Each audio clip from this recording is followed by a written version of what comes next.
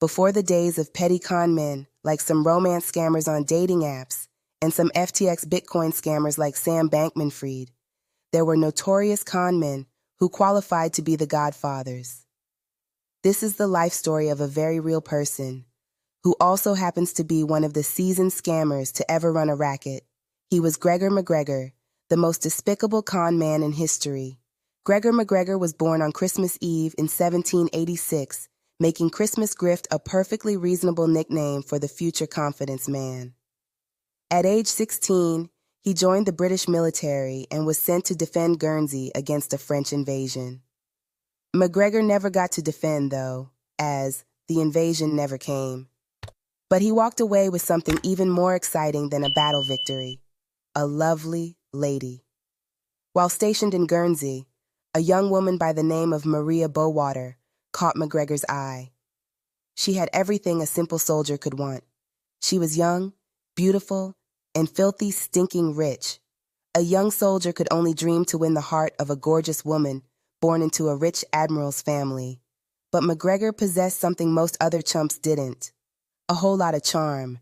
Despite their vast class differences and the disapproval of Maria's parents, MacGregor managed to woo Maria into marriage.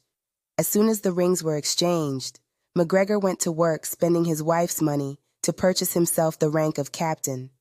And when you're captain, they let you transfer yourself to Gibraltar, where MacGregor could live in the lap of luxury, safely away from enemy threats for the next 4 years. In 1810, MacGregor moved back to Scotland to show off his new life, his impressive military career, and his rich and beautiful wife. Basically, he wanted to rub how well he was doing in everyone's faces and annoy the living snot out of everyone. That was MacGregor. He started telling anyone who would listen about his adventures and promotions, even going as far to say that by royal decree, he had been knighted Sir MacGregor. Since this was before the internet age, MacGregor knew nobody would check up on his claims, and he began to reap all the social benefits that came with stolen valor, mainly a big head and a giant ego. Maria unfortunately died in 1811, leading to MacGregor finding himself cut off from her family's wealth. So he did what any man does when his in-laws disowned him.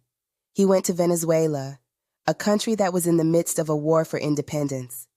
MacGregor was able to use his fake knighthood to gain the rank of a cavalry officer, which he used to circulate among the elite. It turns out that war was a bit like MacGregor's version of Tinder, as his made-up military credentials allowed him to marry yet another member of the high society. He met the cousin of the famed revolutionary Simon Bolivar. Sir MacGregor would spend the next several years raising the ranks, all the way up to brigadier general. In a total nightmare scenario for anyone who has fudged a resume, MacGregor somehow found himself in charge of over 600 troops in 1816. It was like those nightmares where you forgot to study and you weren't wearing any pants, but commanded over 600 troops. Their job was to keep Venezuela from falling under royalist control. However, almost as soon as MacGregor and his troops landed in Ocumare, the entire campaign imploded. Simon Bolivar was forced to flee, leaving MacGregor and his men all alone, with no boats or ships to aid them in battle. With little ammunition and hardly any provisions, MacGregor and his men were forced to trek through 300 kilometers of harsh swamp to get back to safety. To make matters worse, the swamp was crawling with royalist soldiers. By sheer brute force, MacGregor's men were able to break through the blockade, first on foot, then on horseback. This trek lasted weeks, and the starving, battered, and fatigued men finally found their way out of no man's land, with their inevitable deaths avoided. The stories of MacGregor's triumph through the murder swamps began to spread like wildfire. MacGregor was now regarded as a hero throughout Venezuela, praised and trusted by the troops. And he actually earned that praise legitimately. As you might expect, this first taste of genuine esteem went directly to MacGregor's head. Many flocked to serve under his command, which MacGregor would only use to feed his own ego and agenda.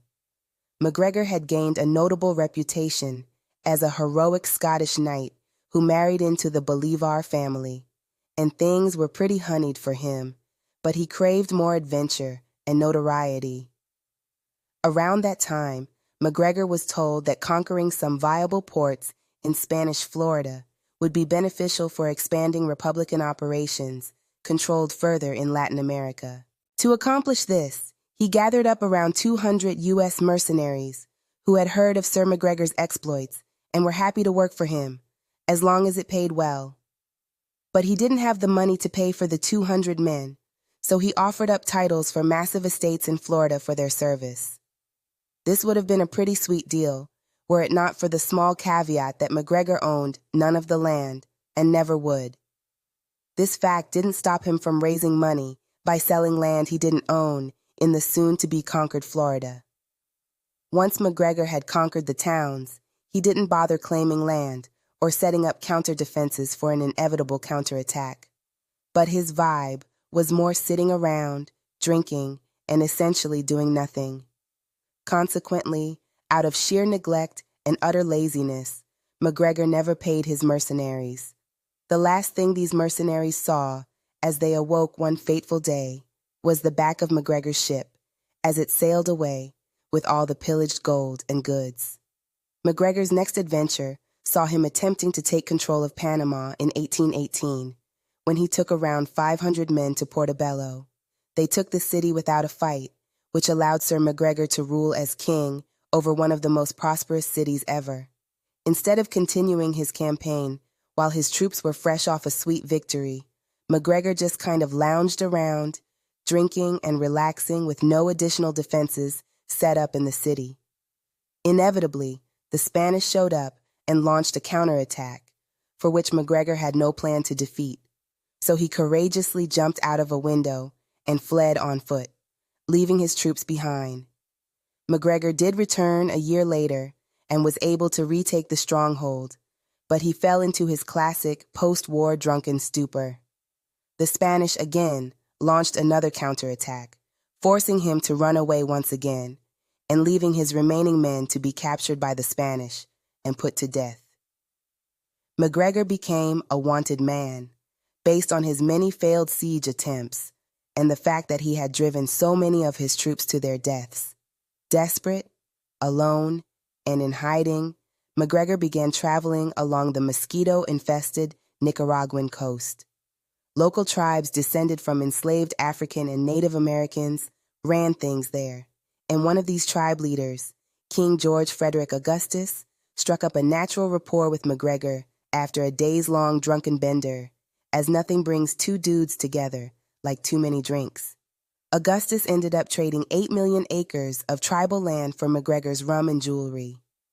While the tribesmen doubted a viable use for the land could be found, MacGregor had already thought up his latest grift. MacGregor now found himself as the owner of more land than the entire island of Hawaii. The only problem was, the land was pretty useless to everyone, but a master con man, that is. To turn this newly acquired land into a steady source of income, MacGregor invented a whole new country called Poyais. Using his ownership of the land as proof of his claims, MacGregor got to work on hyping up the non-existent country. He dubbed himself His Serene Highness, Prince Gregor MacGregor, and returned to London with his wife. Despite all that running away we talked about earlier, MacGregor was still known as a war hero. Thus, nobody questioned his claims that Poyais was a real country that only sounded too good to be true. Fake offices were built in London to legitimize the con. He claimed Poyais had rivers of gold and the soil was fertile enough for 3 harvests a year. After concocting a bogus settler's guidebook and taking out ads in local papers, MacGregor was able to successfully swindle over 500 investors. MacGregor's biggest con was a runaway success for him. He managed to convince several settlers to purchase land in his make-believe country. Instead of being greeted by the beautiful utopia MacGregor had promised, the settlers were greeted with harsh jungles and desolate swamps. MacGregor had been so convincing with his con that the settlers believed that they had made a wrong turn and were searching for Poyais in the wrong place. They sailed up and down the Mosquito Coast, hoping to find their paradise. But what they found instead was more mosquitoes. After being forced to settle amongst the swarms of blood-sucking bugs, more than 200 settlers, including families and children, succumbed to malaria and yellow fever. Some fortunate souls were rescued by passing ships, and although they shared horror stories about MacGregor's indefensible grift, those stories fell upon deaf ears, and the Poyais con continued unabated. Eventually, word of the Poyais scheme began to spread so much that naval ships started to intercept potential settlers to save them the hassle. As word of his grift continued to spread, people became more and more aware of MacGregor's egregious lies. But recognition of the scheme was not enough to stop it. MacGregor did such a good job at swindling investors that the con lasted from 1822 until 1837, just a shade over 15 years, before people wised up. MacGregor was able to use the money he obtained, scamming the British to move to France and start the same con all over again, with a new audience. Luckily, French authorities caught on to the con much faster, and MacGregor was finally arrested. In a stunning display of justice not being served, MacGregor made a compelling case of blaming his French collaborators and wound up serving only 6 months in a French prison.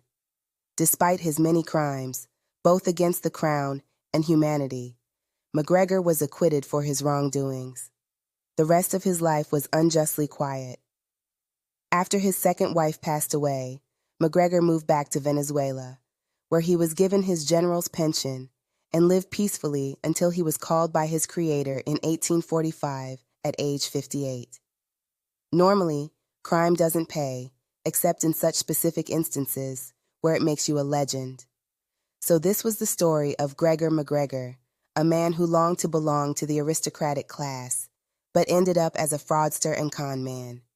So what do you think? Was MacGregor a charming rogue or a despicable hustler of circumstances? Well, kindly leave your comments in the comments section below, and I will be back with the next story. Good day.